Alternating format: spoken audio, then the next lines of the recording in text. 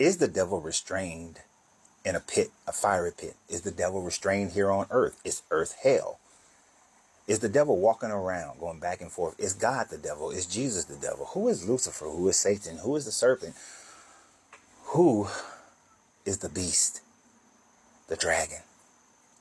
This is one of the questions that I had to ask myself on many occasions over the decades that I was deconstructing from Christianity. And in that deconstructing, in order to answer that question, in order to deconstruct, I had to answer that question for myself. I had to find out, where did these stories come from and how did they come to be?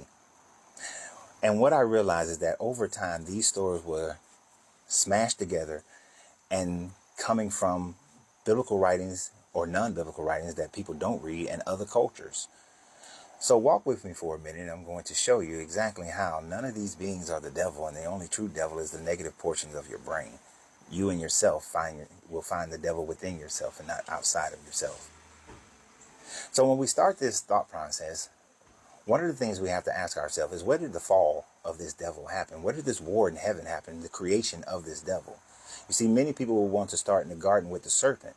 But there had to be this war in heaven prior to the earth being created. So therefore, this devil had to have warred against this God prior to the Garden of Eden, which would make the serpent in the garden not the devil. So then where does the fall come from?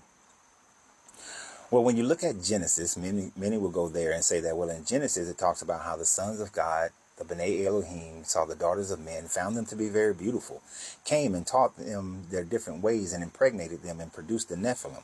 Wickedness came upon the earth, and then Noah with the flood destroyed all of them. Well, God with the flood, Noah's flood destroyed all of them. But yet there were still some remaining. So therefore, the devil was still walking around, had some walk around money on earth. Now, many people and most people have never read the books of Enoch. And your fall in heaven actually comes from the book of Enoch. You will not find any story within the Bible that actually tells of this fall except for the book of Enoch. But what you will find is many other parts of the Bible that quote the stories of Enoch and or pull from the idea of these fallen from Enoch. So according to the book of Enoch, this is the first time that these beings were giving names, and the fallen names were given people like Samhaja. I'm saying the name wrong. But in this story, they decided, 200 of them decided they're going to come down to earth and take women as their brides and impregnate them. And after they do this, leaving their stations, as we'll get to a little bit later, they were then punished by God, and the angel Michael was sent to combat them and then to restrain them down in earth, to lock them up in a pit. For 70 generations, they will be locked up until Judgment Day. And then, which doesn't make sense out of 70 generations, but we've passed 70 generations. But it says 70 generations, and then on Judgment Day, they will be judged and they will be thrown into the lake, into this pit of fire. Now, this is often quoted. This is quoted in 2 Peter chapter 2, where he talks about how God is going to come and punish those angels who came down and had sex with men who had revolted against God. 2 Peter is quoting directly from the books of Enoch. So is the book of Jude quoting from the book of Enoch when it talks about Enoch himself prophesizing about this end time of God coming to punish the angels who had left their station. And so Jude and Peter, obviously these, at that time frame, the book of Enoch was still very well read. The books of Enoch was well read way into the 4th century CE. So it is not impossible to understand how the books of Enoch can be quoted into your New Testament. But they're quoted into your New Testament with the expectation that people would have been reading these books. Now, in more modern times, people think about this fall of this fall of Satan, this war in heaven, which is based on the 1667 novel by John Milton called Paradise Lost. This is why it's one of the most well-known read books throughout time, because it gives Christians the idea of this war in heaven and this Satan who will be locked away in chains, and Lucifer fighting against the devil. fighting against God. So then how do we get Lucifer? Well, the word Lucifer, which means the light bringer or the morning star, is an astronomical event where Venus is the morning star prior to the rising of the sun. But Lucifer was also used to recognize that the king of Babylon was going to fall from his grace according to Isaiah's prophecies.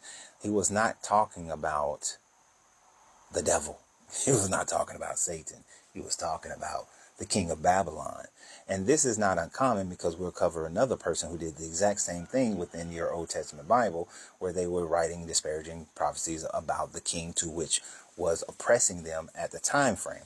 And if you're going to say that the word Lucifer means is the devil, then you have to say that Jesus is then therefore the devil, because in Revelations 22, it calls Jesus the morning star.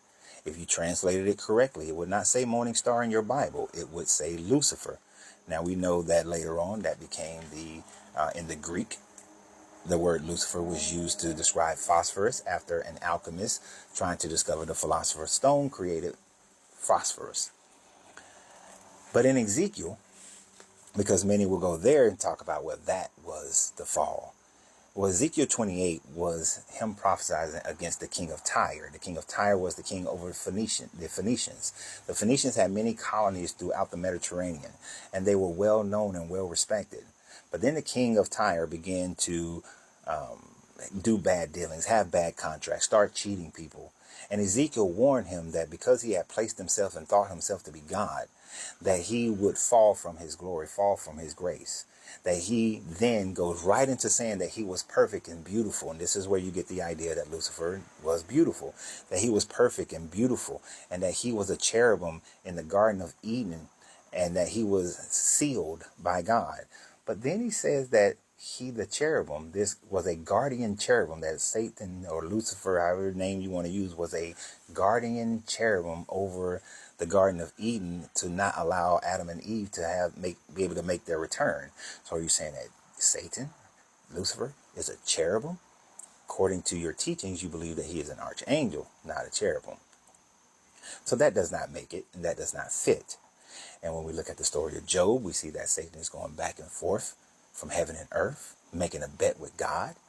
He is merely just an adversary. He is someone who is opposing the thought process of this God. That is further looked upon when you look at the story of Balaam in Numbers 22, when the angel of the Lord, so-called, comes and reveals himself to Balaam and says, I am here to oppose you, to be an adversary to you.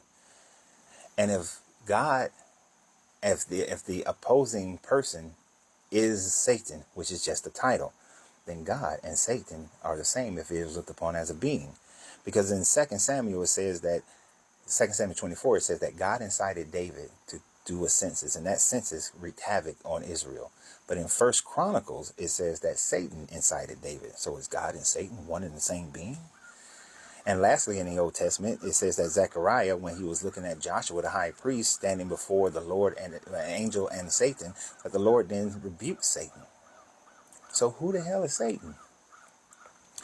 When we look at Revelations 12 in the New Testament, Revelations 12 is just a metaphor about how the Romans would persecute the believers of Christianity. This was written during the time frame of Domitian, and Domitian was persecuting Christians at a great deal. So the beast, the dragon, was actually Rome.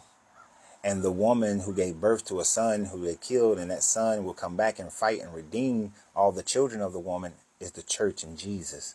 It was not related. It was not talking about the devil or Satan. And then it goes into even more ridiculousness in chapter 20, when it starts talking about how this devil will be locked up for 1,000 years and then released for a while to go and deceive the nations. And then after it deceives the nations, it'll be able to come, then it'll be locked away and thrown into this pit of hell. You see, this whole idea is very problematic, whether we're talking about Gabriel and Michael having to come together to defeat the prince of Persia, which is often thought of as Satan, that Gabriel couldn't do it on his own and had to come and fight him because it was really just somebody who believed in a different God. You see, this all has been meshed together to satisfy people because they were asking all of these questions, when the true result of all of it is that you are your own Satan. You are your own devil. You're the adversary to yourself, to the goodness of who you are. And when you come to realize that, you will be able to fully walk away from this book neither believing in God nor Satan of this book. So always remember, it's about you.